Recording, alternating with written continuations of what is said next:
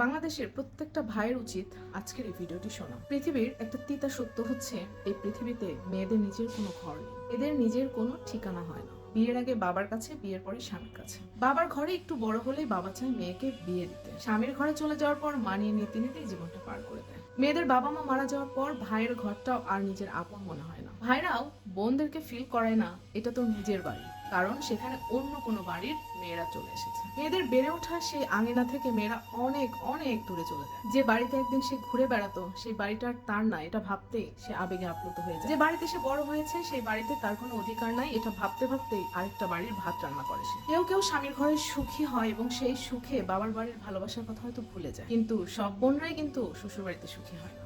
যে মেয়েরা স্বামীর বাড়িতে সুখী হয় না, সেই মেয়েদের আরো বেশি কষ্ট। মেয়েরা সবসময় নিজের দোষেই যে স্বামীর বাড়িতে সুখী হয় না, বিষয়টা কিন্তু এমন না। শ্বশুরবাড়ির লোকজনও মেয়েটিকে স্বাভাবিকভাবে নিতে নাও পারে। তখনই একটি মেয়ে অনুভব করে মেয়েদের নিজেদের কোনো বাড়ি নেই। এই যে মেয়েরা বলে যে মেয়েদের নিজস্ব কোনো বাড়ি নেই, কথাটা তেতো হলেও সত্য। বিয়ের পরে মেয়েদের একটু অশান্তি হলে যদি ভাইয়ের বাড়িতে যায়, ভাইয়ের বাড়িতে 2-4-5 দিন বেশি থাকলেও ভাই বিরক্ত হয়ে যায়। আমি ভাইদের কাছে বিনীত অনুরোধ করে বলছি, আপনি ভাই হিসেবে বেঁচে থাকতে আপনার বোনকে যেন কখনো এই অনুভূতি নিয়ে বেঁচে থাকতে না হয় যে তার কোনো ঘর নেই। আমি প্রত্যেকটা স্বামীর কাছে অনুরোধ জানাচ্ছি, আপনি বেঁচে থাকতে আপনার স্ত্রী যেন কখনো অনুভব না করে তার নিজের কোনো বাড়ি নেই। আমি ছেলেদের কাছে বিনীত অনুরোধ করছি, আপনারা বাড়ির বউ বা বাড়ির মেয়ের সাথে এমন আচরণ করুন যেন সে বলতে পারে আমার 2টা বাড়ি।